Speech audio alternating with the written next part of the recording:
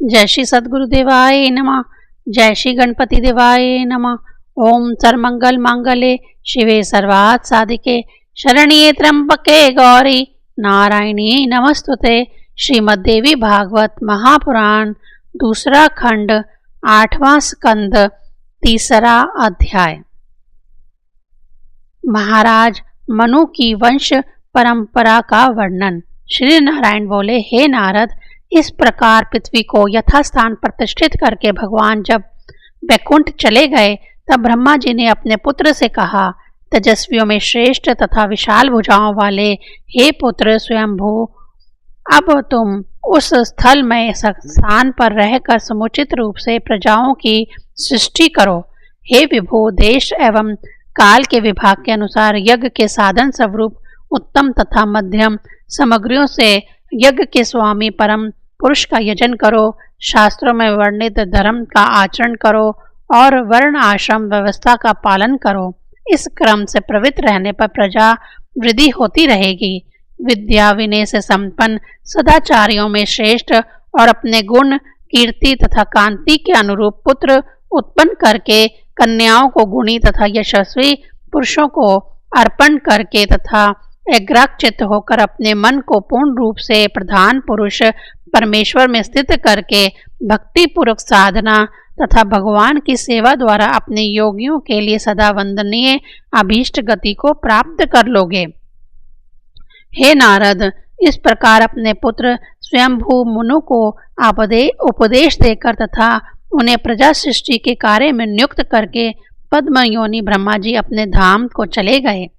हे पुत्र, प्रजाओं का सृजन करो। पिता की इस आज्ञा को पृथ्वीपति स्वयंभू मनु ने हृदय में धारण कर लिया और वे प्रजा सृष्टि करने लगे। मनु से प्रिय व्रत तथा उत्तानपाद नामक 2 महान ओजस्वी पुत्र और 3 कन्या उत्पन्न हुई।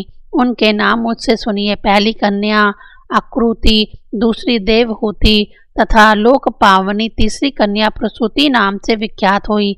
उन्होंने आकृति का रुचि के साथ, मध्यम कन्या देवहूति का कंदर्प के साथ और प्रसूति का विवाह दक्ष प्रजापति के साथ कर दिया, जिनकी ये प्रजाएं लोक में फैली हुई हैं।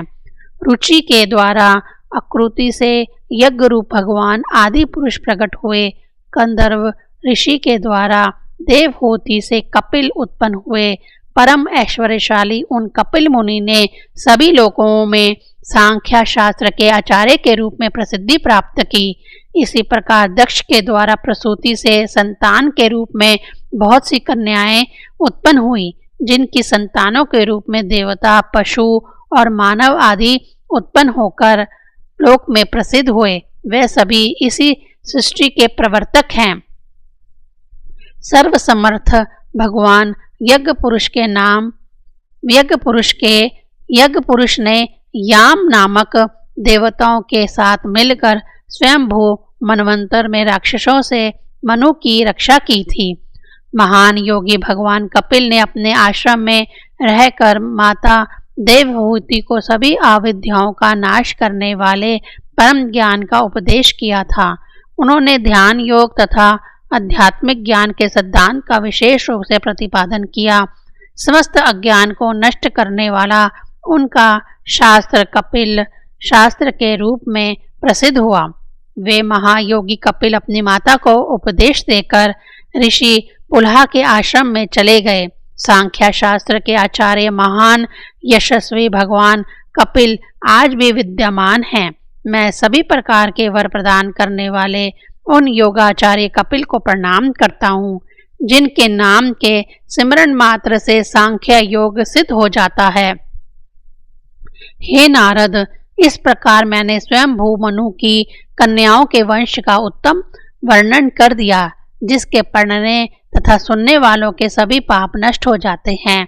इसके बाद मैं मनु पुत्रों के पवित्र वंश का वर्णन करूंगा, जिनके शरण मात्र से मनुष्य परम पद प्राप्त कर लेता है। उन मनु पुत्रों ने व्यवहार की सिद्धि के लिए और सभी प्राणियों की सुख प्राप्ति के लिए द्वीप, वर्ष और समुद्र आदि की व्यवस्था की है। तीसरा अध्याय समाप्त। चौथा अध्याय। महाराज, प्रियव्रत का आख्यान तथा समुद्र और द्वीपों की उत्पत्ति का प्रसंग। श्री नारायण बोले, हे नारद, स्वयंभू मनु के ज्येष्ठ पुत्र प्रियव्रत थे। वे नित्य पिता की सेवा में संलग्न रहते थे तथा सत्य धर्म का पालन करते थे। विश्वकर्मा नामक प्रजापति की सुंदर रूप वाली कन्या बृहस्पति के साथ प्रियव्रत ने विवाह कर लिया था, जो स्वभाव से तथा कर्म में उन्हीं के सदृश थी। प्रियव्रत ने उस बृहस्पति से पवित्र आत्मा वाले 10 गुणी पुत्रों और ऊर्जास्वती नामक एक कन्या को उत्पन्न किया, जो सबसे छोटी थी। अग्निध्र, इध्यमेझिया, यज्ञभाऊ, महावीर, रुक्म शुक्र, घृतपुष्ट, सवन, मेघातिथि, वीतिहोत्र और कवि, इन नामों से ये 10 पुत्र अग्नि संज्ञक कहे गए हैं। इन 10 पुत्रों में कवि, सावन और महावीर, ये 3 पुत्र वैरागी हो गए। आत्मविद्या में निशांत तथा ब्रह्मचार्य व्रत के पालक वे सभी पुत्र परमहंस नामक आश्रम में आनंद पूर्वक स्पृहा रहित भाव से रहने लगे। प्रियव्रत की दूसरी पत्नी से 3 पुत्र उत्पन्न हुए, जो उत्तम, तामस और रैवत इन नामों से विख्यात हुए। ये महान प्रतापी पुत्र एक एक मनवंतर के अधिपति बने। अपरिजय बल तथा इंद्रियों वाले महाराज प्रियव्रत ने इस पृथ्वी पर 11 अवरुद्ध वर्षों तक राज्य किया। एक बार की बात है, जब सूर्य पृथ्वी के प्रथम भाग में प्रकाशित हो रहे थे, तब दूसरे भाग में अंधकार हो गया। इस प्रकार का संकट देखकर राजा के मन में तत्काल ये विचार उत्पन्न हुआ कि मेरे शासन करते हुए पृथ्वी पर अंधकार कैसे उत्पन्न हुआ। मैं अपने योग बल से पृथ्वी पर से इसका निवारण कर दूंगा। ऐसा निश्चय करके स्वयंभू मनु के पुत्र उन प्रियव्रत ने सूर्य सदृश तेज वाले रथ पर आसीन होकर जगत को प्रकाशित करते हुए पृथ्वी की 7 प्रदक्षिणाएं की। उन राजा प्रियव्रत के परिक्रमा करते समय पृथ्वी पर जहाँ जहाँ रथ के पहिए पड़े थे, वह स्थान लोकहित के लिए 7 समुद्र बन गए। पृथ्वी की परिक्रमा के बीच के स्थल विभाग अनुसार 7 द्वीप के रूप में हो गए और रथ के पहियों के धसने से बने हुए 7 समुद्र उनकी परिखा यानी खाई के रूप में हो गए। तभी से पृथ्वी पर 7 द्वीप हो गए, जो जम्बू द्वीप, प्लाक्ष द्वीप, शामल्ली द्वीप, कुश द्वीप, क्रोंच द्वीप, शाक द्वीप और पुष्कर द्वीप के नाम से प्रसिद्ध हुए। उत्तरोत्तर क्रम से उनका परिमाण दुगना है। उन द्वीपों के बाहर चारों ओर विभाग क्रम से समुद्र आप्लावित है। वे शोरोद, ईशुरसोद, सुरोद, घृतोद, शिरोद, दिग्मंडोद और शुदोद नाम से जाने गए। तभी से भूमंडल पर ये 7 समुद्र विख्यात हो गए। शारोद समुद्र से घिरा हुआ जो पहला द्वीप है, वह जम्बू द्वीप नाम से विख्यात है। राजा प्रियव्रत ने अपने अग्निघ्र नामक पुत्र को उस द्वीप का स्वामी बनाया था। प्रियव्रत पुत्र इद्रमजिहा इशारुरस से आप्लावित इस दूसरे प्लाक्ष द्वीप के शासक हुए। महाराजा प्रियव्रत ने सुरोधी से आप्लावित शालमी द्वीप का राजा अपने पुत्र यज्ञभाऊ को बनाया। प्रियव्रत के पुत्र हृण्येत्रा घृतोत नामक समुद्र से घिरे हुए अति रमणीक कुशद्वीप के राजा हुए। महान बलशाली प्रियव्रत पुत्र घृतपृष्ठ क्षीर सागर के द्वारा चारों ओर से घिरे हुए क्रोंच द्वीप नामक 5वें द्वीप के स्वामी हुए। प्रियव्रत के उत्तम पुत्र मेधातिथि दिग्मंडोत नामक समुद्र से आवृत तथा अन्य द्वीपों से अपेक्षाकृत सुंदर शाक द्वीप के राजा बने। अपने पिता प्रियव्रत की अनुमति पाकर पुत्र वीतिहोत्र शुद्धोत नामक समुद्र से घिरे हुए पुष्कर द्वीप के राजा हुए। महाराज प्रियव्रत ने अपनी ऊर्जस्वती नामक कन्या शुक्राचार्य को अर्पित कर दी थी। शुक्राचार्य की सर्वविषूत्र कन्या देवयानी उन्हीं ऊर्जस्वती के गर्भ से उत्पन्न हुई थी। इसी प्रकार अपने पुत्रों में सातों द्वीप का विभाजन करके महाराजा प्रियव्रत ने विवेक संपन्न होकर योग मार्ग का आश्रय ग्रहण किया। चौथा अध्याय समाप्त। पांचवा अध्याय भूमंडल पर स्थित विभिन्न द्वीपों तथा वर्षों का संक्षिप्त परिचय। श्री नारायण बोले, हे देवऋषि, अब आप द्वीप तथा वर्ष के भेद से देवताओं के द्वारा किए गए संपूर्ण भूमंडल के विस्तार के विषय में सुनिए। इस प्रसंग में कहीं भी विस्तार न करके मैं संक्षेप में ही वर्णन करूंगा। सब प्रथम 1 लाख योजन परिमाण वाले जम्बू द्वीप का निर्माण हुआ। यह अति विशाल द्वीप आकृति में जैसे कमल की कर्णिका होती है वैसे ही गोल है। इस द्वीप में कुल 9000 योजन तक विस्तार वाले 9 वर्ष कहे गए हैं, जो चारों ओर से घिरे हुए अति विशाल रूप वाले 8 पर्वतों से अच्छी तरह से विभाजित हैं। धनुष के आकार की भांति 2 वर्षों को दक्षिण उत्तर तक फैला हुआ जानना चाहिए। वही 4 और विशाल वर्ष हैं। इलावृत नाम का वर्ष चाकोर है। यह इलावृत मध्य वर्ष भी कहा जाता है, जिसकी नाभि यानी मध्य भाग में 1 लाख योजन ऊंचाई वाला सुवर्णमय सुमेरु नामक पर्वतराज विद्यमान है। यह पर्वत ही गोलाकार पृथ्वी रूप कमल की कर्णिका के रूप में स्थित है। इस पर्वत का शिखर भाग 32,000 योजन के विस्तार में है। इसका मूल भाग यानी तलहटी 16,000 योजन तक पृथ्वी पर फैला है और इतने ही योजन तक पृथ्वी के भीतर प्रविष्ट है। इलावृत्ति के उत्तर में उसकी सीमा के रूप में नील, श्वेत और श्रृंगवान ये 3 पर्वत कहे गए हैं। वे पर्वत रम्यक नामक वर्ष, दूसरे हरणामय वर्ष तथा तीसरे कुरु वर्ष की सीमा व्यक्त करते हैं। वे वर्ष आगे की ओर फैले हुए हैं। दोनों ओर की सीमा 4 समुंदर है। वे 2000 योजन विस्तार वाले हैं। वे क्रमशः 1 से 1 पूर्व की और दशांश में बढ़ते गए हैं और उत्तर में 1-1 दशांश का अंतर चौड़ाई में कम होता गया है। ये वर्ष अनेक नदियों तथा सरोवर से युक्त हैं।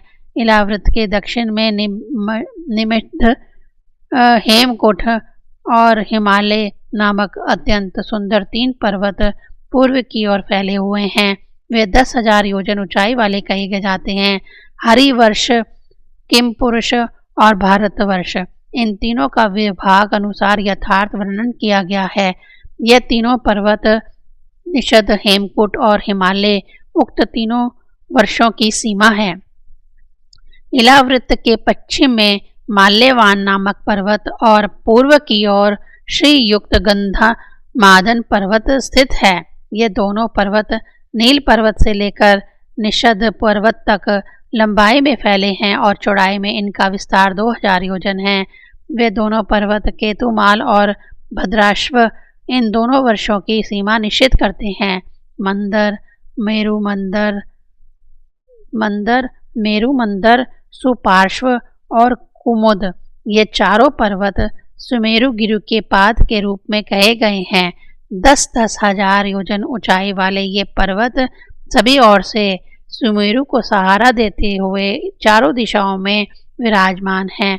इन पर्वतों पर आम, जामुन, कदम तथा बरगद के वृक्ष स्थित हैं, जो इन पर्वत राजाओं की ध्वजाओं के रूप में विराजमान हैं। इनमें से सभी वृक्ष 1100 योजन ऊंचाई वाले हैं। इतना ही इनकी शाखाओं का विस्तार है और ये 100 योजन मोटाई वाले हैं। इन पर्वतों पर दूध, मधु, ईख के रस और सुस्वाद जल से परिपूर्ण 4 सरोवर हैं, जिसमें स्नान, आचमन आदि करने वाले देवता योग संबंधी महाशक्तियां प्राप्त कर लेते हैं। वहाँ स्त्रियों को सुख प्रदान करने वाले नंदन, जैत्रथ, वैभ्राज और सर्वभृद नामक 4 देव उद्यान हैं। गंधर्व आदि उपदेवताओं के द्वारा गाई जाने वाली महिमा से युक्त महाभाग देवतागण सुंदर अंगनाओं के साथ वहाँ निवास करते हैं। और स्वतंत्र होकर सुखपूर्वक यथेच विहार करते हैं। मदराचल के शिखर पर विराजमान 1100 योजन ऊंचे दिव्य आम्र वृक्ष के फल अमृतमय पर्वत शिखर के समान विशाल, अत्यंत स्वादिष्ट तथा कोमल होते हैं। उस वृक्ष के ऊंचे शिरोभाग से गिरकर विदीर्ण हुए उन वृक्ष फलों के सुस्वाद एवं लाल वर्ण वाले रस से अरुणदा नामक नदी बन गई। रम्य जल वाली वह नदी बड़े बड़े देवताओं तथा दैत्यों द्वारा पूजी जाती है। हे महाराज, उसी पर्वत पर पाप नाशनी भगवती अरुणा प्रतिष्ठित है। लोग अनेकविध उपहारों तथा बलि से समस्त मनोरथ पूर्ण करने वाली, पापों का शमन करने वाली तथा अभय प्रदान करने वाली उन भगवती का पूजन करते हैं। उनकी कृपा दृष्टि मात्र से वे कल्याण तथा आरोग्य प्राप्त कर लेते हैं। ये आद्या, माया, आतुला, अनंता, पुष्टि, ईश्वर मालिनी, दुष्ट नाशकारी और कांतिदायिनी इन नामों से भूमंडल पर विख्यात हैं। इन्हीं के पूजा प्रभाव से जम्बूनद नामक सुवर्ण उत्पन्न हुआ है। 5वां अध्याय समाप्त। 6ठा अध्याय भूमंडल के विभिन्न पर्वतों से निकलने वाली विभिन्न नदियों का वर्णन। श्री नारायण बोले, हे नारद, मैंने अरुणदा नामक जिस नदी का वर्णन किया है वह मंदार पर्वत से निकलकर इलावृत के पूर्व भाग में प्रवाहित होती है। भगवती की अनुचरी स्त्रियों तथा यक्षों और गंधर्वों की पत्नियों के अरुणदा के जल में स्नान करने से उनके शरीर की दिव्य गंध से उसका जल सुवासित हो जाता है। उस सुगंध को लेकर बहता हुआ पवन चारों ओर की 10 योजन पर्यंत भूमि को सुगंधित कर देता है। इसी प्रकार पर्वत की अधिक ऊंचाई से गिरने के कारण हाथी के शरीर के समान विशाल आकार वाले गुठली रहित जम्बू फलों के फटने से निकले हुए रस के द्वारा जम्बू नामक नदी बन गई। वह मेरु मंदिर से पृथ्वी तल पर गिरती हुई इलावृत वर्ष से दक्षिण की ओर प्रवाहित होने लगी। जम्बू फल के स्वाद से संतुष्ट होने वाली भगवती जमवादनी नाम से विख्यात है। वहाँ के देवता, नाग, ऋषि, राक्षस तथा अन्य लोगों के लिए सभी प्राणियों पर दया करने वाली ये भगवती मान्य तथा पूजा के योग्य है। ये सिमरन करने वाले पापियों को पवित्र कर देने वाली तथा उनके रोगों का नष्ट कर देने वाली है। देवताओं की भी वंदनीय इन भगवती का कीर्तन करने से विघ्नों का नाश हो जाता है। कोकलाक्षी, काम कला, करुणा, काम पूजता, कठोर विग्रह, धन्या, नाकी मान्या, गभस्तनी इन नामों का उच्चारण करके मनुष्यों को सदा देवी का जप करना चाहिए। जम्बू नदी के तटों पर विद्यमान जो मिट्टी है वह जम्बू रस से सिक्त होकर और पुनः सूर्य तथा वायु के संपर्क से सुवर्ण बन जाती है। उसी से विद्याधरों और देवताओं की स्त्रियों के अनेक उत्तम आभूषण बने हैं। वह जम्बूनद सुवर्ण देव निर्मित कहा गया है। सदा अपनी स्त्रियों की कामना पूर्ण करने वाले देवतागण उसी सुवर्ण से मुकुट, करघनी और कयूर आदि का निर्माण करते हैं। कदम का एक विशाल वृक्ष सुपार्श्व पर्वत पर विराजमान बताया गया है। उसके कटोरों से जो 5 धाराएं निकली हुई बताई गई हैं वे सुपार्श्व गिरी के शिखर पर गिरकर पृथ्वी तल पर आई हैं। वे 5 मधुर धाराएं इलावृत वर्ष के पश्चिम भाग में प्रवाहित होती हैं। इनका सेवन करने वाले देवताओं के मुख की सुगंधित लेकर प्रवाहित होता हुआ पवन चारों ओर 100 योजन तक की भूमि को सुवासित कर देता है। भक्तों का काम सिद्ध करने वाली महादेवी धारेश्वरी वहाँ निवास करती है। देव पूज्या, महो उत्साहा, काल रूपा, महानना, करम फलदा, कांतार ग्रह, घृणेश्वरी, कालार देहा, कालांगी और काम कोटि प्रवर्तनी इन नामों से सर्व सुरेश्वरी भगवती की पूजा करनी चाहिए। इसी प्रकार कुमुद पर्वत के ऊपर शतबल नाम से प्रसिद्ध जो वट वृक्ष है उसकी शाखाओं से नीचे गिरते हुए रस से बहुत से नद हो गए हैं। कुमुदगिरी के शिखर से नीचे की ओर गिरने वाले वह सभी नद दूध, दही, मधु, घी, गुड़, अन्न, वस्त्र, शैया, आसन तथा आभूषण आदि के द्वारा सबके मनोरथों को पूर्ण करने वाले हैं। वह इलाव्रत वर्ष के उत्तर भाग की संपूर्ण भूमि को आप्लावित किए रहते हैं। इन्हीं के तट पर देवताओं और दानवों द्वारा नित्य उपासित भगवती मीनाक्षी प्रतिष्ठित है। नीलांबर, रुद्रमुखी, नीलालक युक्त, अति मान्या, अति पूज्या, मत मातांग गामनी, मंदोमांदनी, मान प्रिया, मान प्रियंत्रा, मार वेगधरा, मार पूजिता, मार मादनी, मयूर वर शोभनान्य तथा शाखी वाहन गर्भभू इन नामों से युक्त पदों के द्वारा स्वर्गवासी देवताओं को अभीष्ट फल तथा वर प्रदान करने वाली देवी की वंदना करनी चाहिए। सदा पर ब्रह्म से सन्निध्य रखने वाली वह भगवती मीनाक्षी जप तथा ध्यान करने वाले प्राणियों को सम्मान प्रदान करती है। उन नदों का जल पीने से चैतन्य प्राप्त करने वाली प्राणियों के शरीर पर झुर्रियों तथा केशों की सफेदी के लक्षण कभी नहीं दिखाई पड़ते। थकान, पसीने आदि में दुर्गंधि, जरा, रोग, भय, मृत्यु, भ्रम, शीत एवं उष्ण वायु विकार, मुख पर उदासी एवं अन्य आपत्तियां कभी नहीं उत्पन्न होती हैं और जीवन पर्यंत प्राणी को सुख मिलता है और वह सुख पूर्ण रूप से निरंतर बढ़ता ही रहता है। हे नारद, अब मैं उस सुमेरु नामक सुवर्णमय पर्वत के अनवंतर पर्वतों का वर्णन करूंगा। इस पर्वत से पृथक 20 पर्वत हैं जो कर्णिका के समान हैं। उनके मूल भाग में सुमेरु पर्वत है और उसको चारों ओर से घेर कर वह सभी पर्वत पुष्प के केसर के रूप में विराजमान हैं। उनके नाम ये हैं: श्रृंगवत, कुरंग, कुरग, कुसुम्भ, विविकंकत, त्रिकूट, शिशर, पतंग, रुचिक, निषग्ध, शानीवास, कपिल, शंख, वैदूर्य, आरुद्ध, हंस, ऋषभ, नाग, कालंजर और नारद। ये 20 पर्वत हैं। छठा अध्याय समाप्त। 7वां अध्याय सुमेरु पर्वत का वर्णन तथा गंगा अवतरण का आख्यान।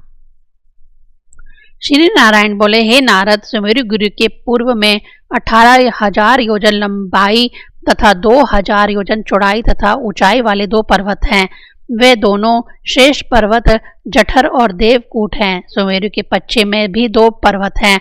उनमें पहला पवमान तथा दूसरा पार्यत्र नाम से विख्यात है। वे दोनों पर्वत जठर तथा देवकूट के ही समान ऊंचाई और विस्तार वाले कहे गए हैं। सुमेरु के दक्षिण में कैलाश और करवीर नाम से विख्यात 2 पर्वत हैं।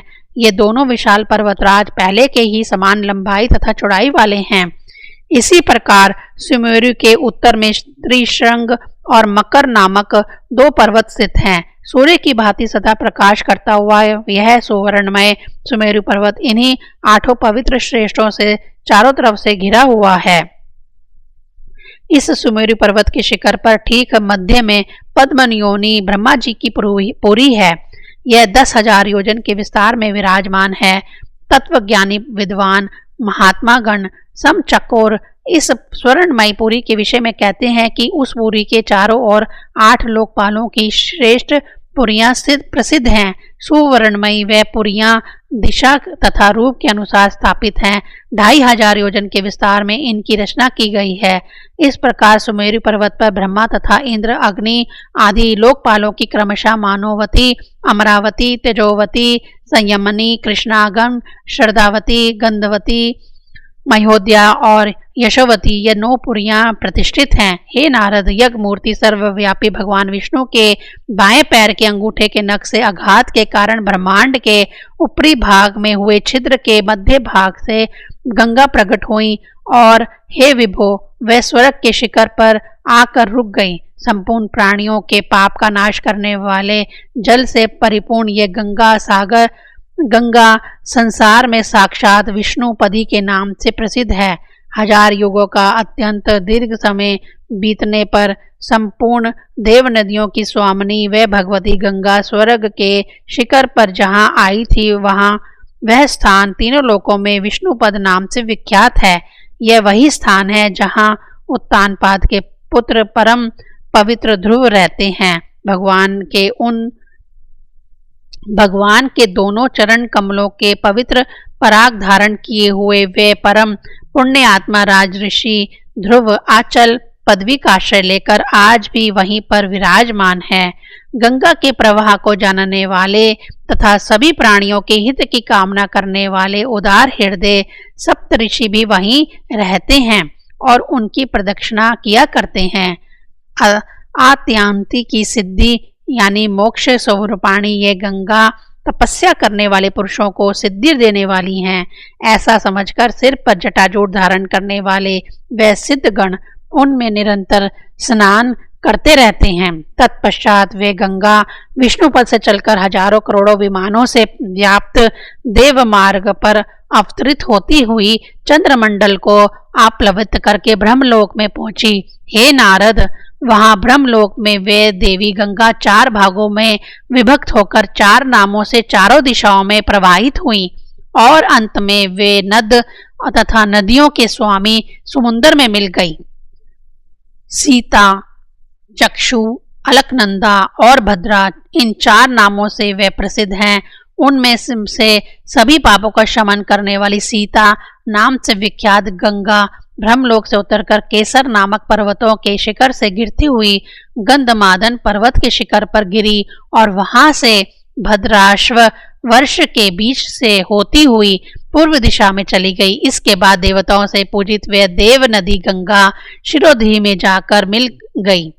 तत्पश्चात चक्षु नाम वाली दूसरी गंगा माल्यवान पर्वत के शिखर से निकली और अत्यंत वेग के साथ बहती हुई केतु माल वर्ष में आ गई। पुनः देववंदा व देव नदी गंगा पश्चिम दिशा में आ गई और अंत में सागर में समाविष्ट हो गई। हे नारद, तीसरी वह पुण्यमयी धारा अलकनंदा नाम से विख्यात है। वह ब्रह्मलोक के दक्षिण से होकर बहुत से वनों तथा पर्वत शिखरों को पार करके पर्वत श्रेष्ठ हेमकुट पर पहुंची। यहाँ से भी निकलकर वह अत्यंत वेग के साथ बहती हुई भारतवर्ष में आ गई। इसके बाद नदियों में श्रेष्ठ अलकनंदा नामक वह तीसरी नदी दक्षिण समुद्र में मिल गई, जिसमें स्नान के लिए प्रस्थान करने वाले मनुष्यों को पग पग पर राजसूर्य तथा अश्वमेघ आदि का फल भी दुर्लभ नहीं है। तदंतर भद्रा नामक चौथी धारा श्रृंगवान पर्वत से निकली। तीनों लोकों को पवित्र करने वाली यह गंगा उत्तर कुरु प्रदेशों को भली भांति तृप्त करती हुई अंत में समुद्र में मिल गई। हे नारद, अन्य बहुत सी नद और नदियां प्रत्येक वर्ष में हैं। प्रायः यह सभी मेरु और मंदार पर्वत से ही निकले हुए हैं। उन 9 वर्षों में भारतवर्ष कर्म क्षेत्र कहा गया है। अन्य 8 वर्ष पृथ्वी पर रहते हुए भी स्वर्ग भोग प्रदान करने वाले हैं। हे नारद, ये वर्ष स्वर्ग में रहने वाले पुरुषों के शेष पुण्यों को भोगने के स्थान है। देवताओं के समान स्वरूप तथा व्रज तुल्य अंगों वाले उन पुरुषों की आयु 10,000 वर्ष होती है। 10,000 हाथियों के बल के संपन्न वे पुरुष स्त्रियों से संबंधित यशेत काम क्रीड़ा से संतुष्ट तथा सुखी रहते हैं। वहां की स्त्रियां अपनी आयु समाप्त होने के 1 वर्ष पूर्व तक गर्भ धारण करती हैं। वहां पर सदा त्रेता युग के समान समय विद्यमान रहता है। 7वां अध्याय समाप्त। ओम ऐं ह्रीं क्लीं चामुंडाय विच्चे।